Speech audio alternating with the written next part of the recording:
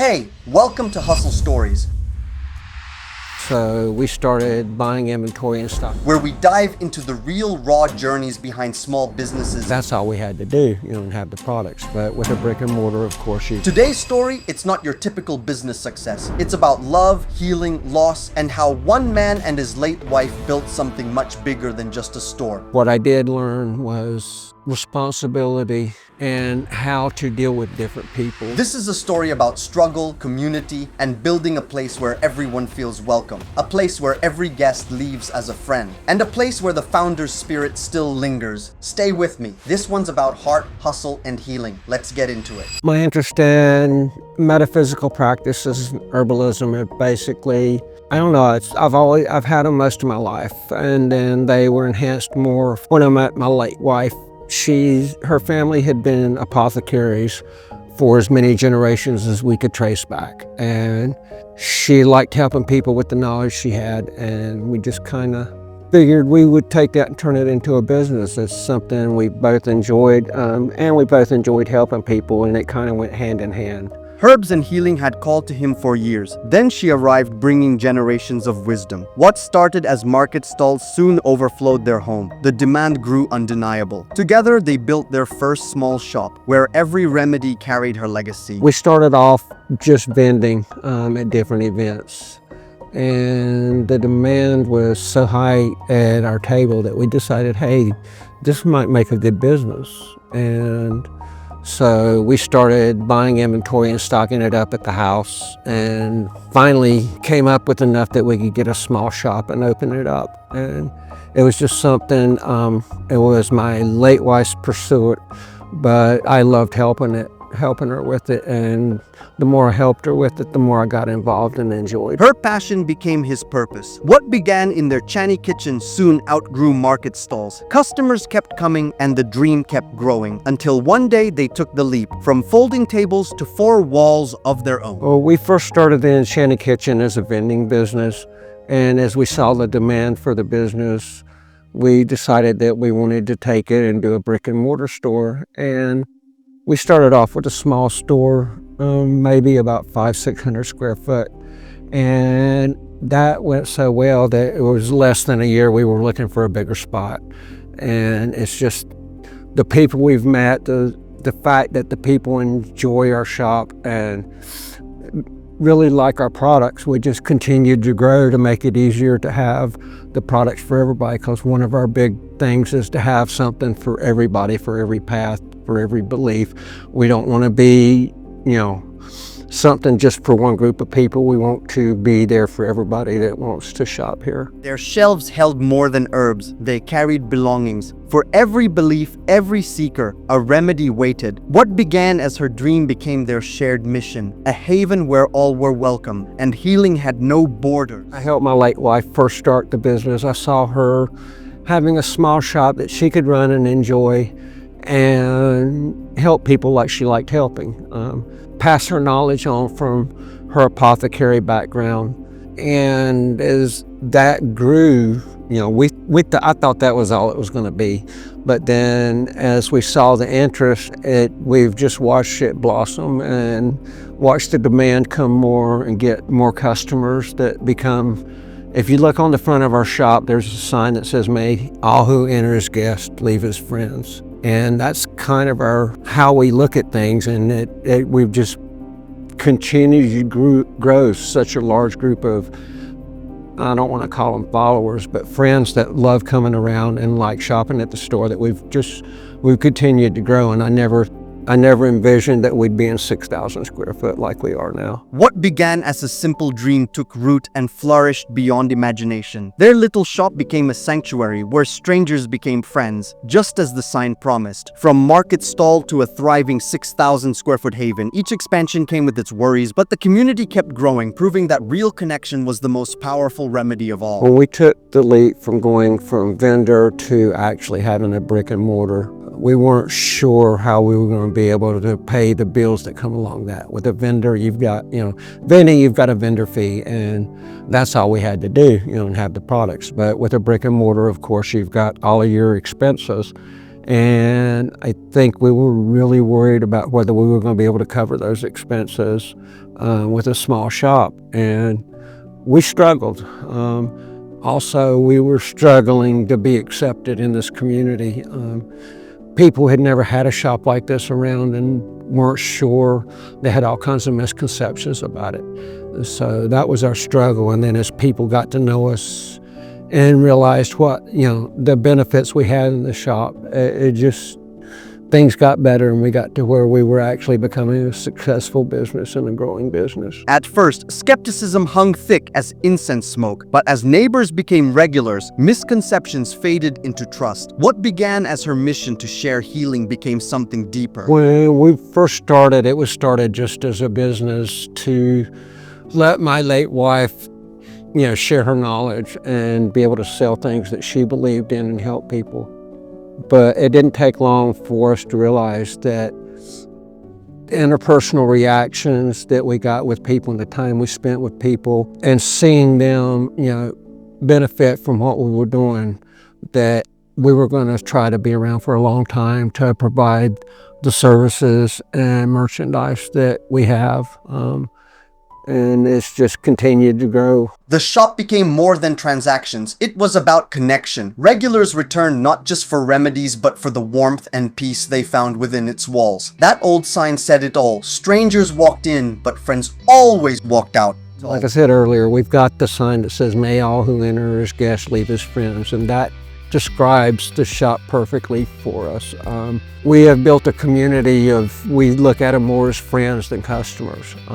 We have some in who just happen to stop by and say, hey, they love the energy of the shop. And sometimes if they're in the area and they just want to unwind, they'll walk around the shop let the energy of the shop kind of relax them. So we've built a large group of, I don't see them as customers. We built a large group of friends that we enjoy coming up here and seeing every day. The real magic happened in the returns, not just for more products, but to share their breakthroughs, like the veteran who found more relief in their herbs than any prescription. I really like, and anybody who has worked here likes, is the fact that we get to see on a daily basis how we affect people's lives.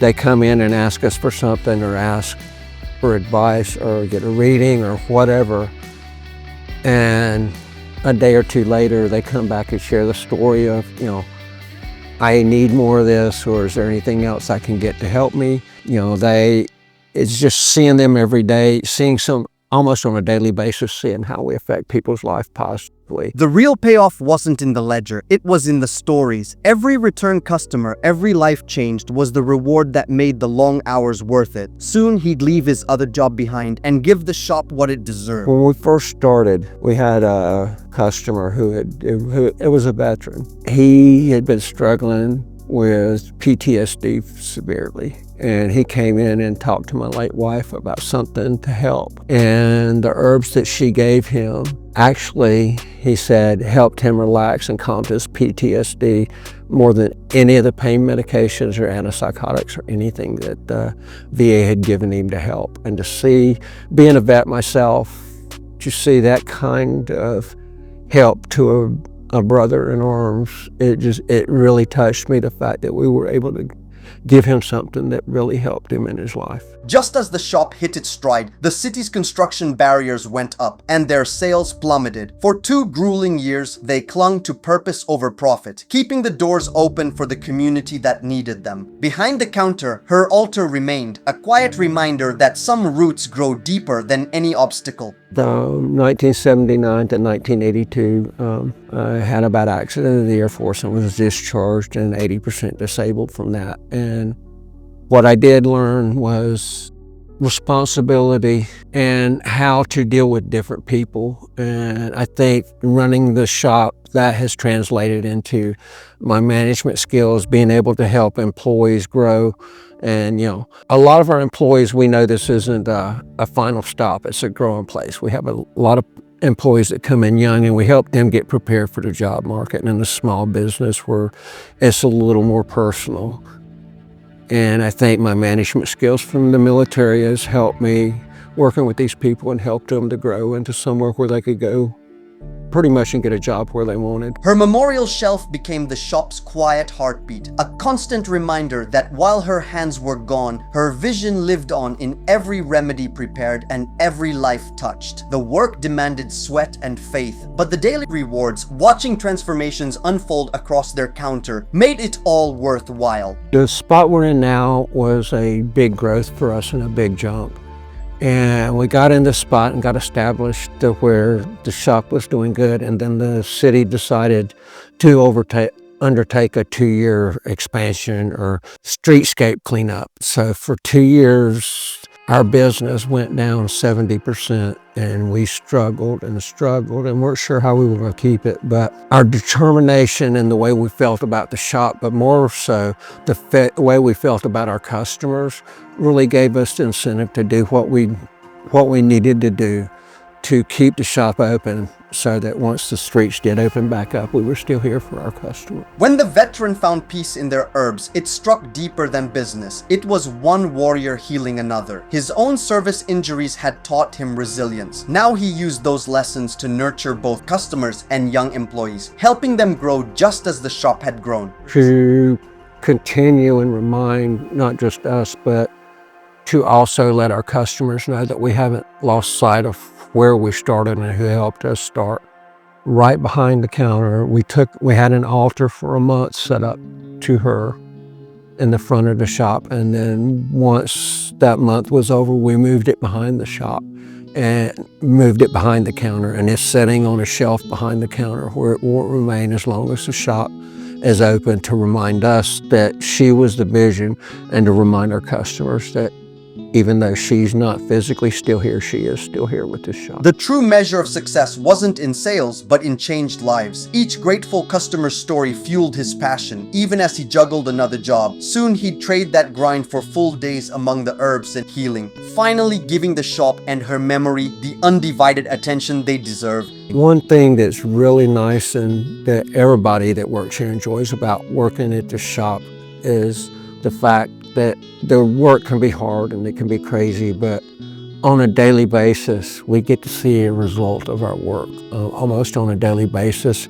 we're rewarded with a customer coming in with a story of how we helped them, or what we've done to help their life, and it's just that's our reward. That's what we're here for. The shop was never just a business. It was a covenant. Every remedy sold, every life touched, wove security into its future. As long as he kept helping others, the doors would stay open. I am the owner of this business, and I have been involved with it from day one, but unfortunately, I still have to work a regular job. And in the near future, I'll be retiring and being more involved with the shop, be seen more. But more than that, we are two things we're looking at in the future is we're trying right now to build up our inventory where we can actually go online. People have asked us to go online, and we really have resisted that because we like the interpersonal relationship we have with our customers. But we're still looking at building up inventory so we can go online. And we're also looking at a location to open a second location. My now manager will run this shop, and then myself and my fiance will open the new shop and run it. And the thing is, it will be, I don't think I'll ever go beyond 2, because the shop has to be run with the vision that it was given. And that vision was imparted on myself and my manager for the last 15 years, with her passing, last 14 years. And so we'll never go beyond that, but I do see a second location probably in 2 to 3 years. The vision remains clear. Their flagship store, thriving and steadfast, will always be the heart of it all. A place where service outlasts trends, where every shelf and smile carries her purpose forward. Having this shop has reinforced one of the core beliefs that I have in the way I live my life and the way most of the people that I'm close to have lived their lives. And that is, what we have, we only have because we help others. As long as I continue to help others, I'll be provided for. And this shop is a way of helping people. And the way I'll be provided for with the shop is I'll continue to have the business to keep it open for other people. Yet growth called, carefully. One new location mirroring the original's soul, and someday it would pass to family hands, ensuring her remedies lived beyond them. He remembered their first terrified day as shop owners. No safety net, just faith that if they kept helping, the numbers would follow. They had, and they would again. As the shop moves forward and going into the future, what I see is the vision of what we want it to be and what will make the people integrally involved in running it and keeping it afloat will be that our main store will continue to be open and provide services, but we will branch out to another city and continue to offer services to people.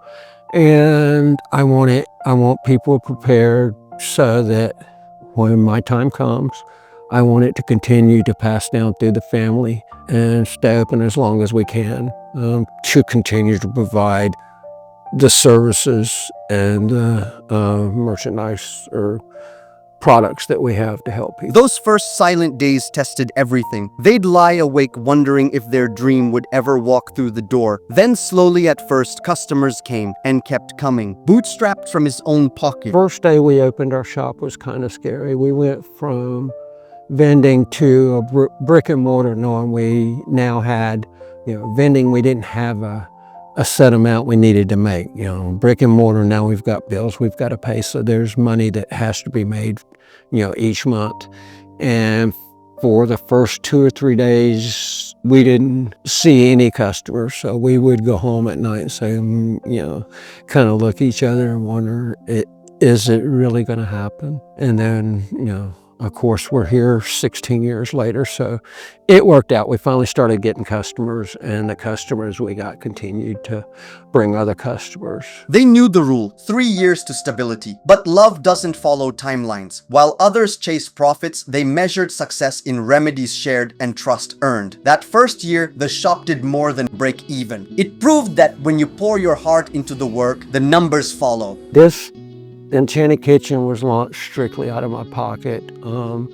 We knew what our budget was that we could afford to spend every month without putting our finances in jeopardy. And so we kept the expenses right at or below that line for the first year. We knew that, most businesses, it's going to take 3 years to get on your feet and start running. And our dream was or our target and goal was to, within the first year, be self-supportive, so we didn't have to run it out of the household budget. The shop's true magic was never in its herbs, but in its heartbeat. Every jar sold carried her wisdom. Every customer's story became part of theirs. From empty shelves to overflowing hearts, they built what no business school could teach: a legacy that healed, a family that grew, and proof that when you work with love, the world leans in. A lot of people, when they start their own business, it's about the financial gain. It's a dream of finances. To me, to have a successful business, your heart has to be in, and it has to be something you truly believe in, or something you truly love.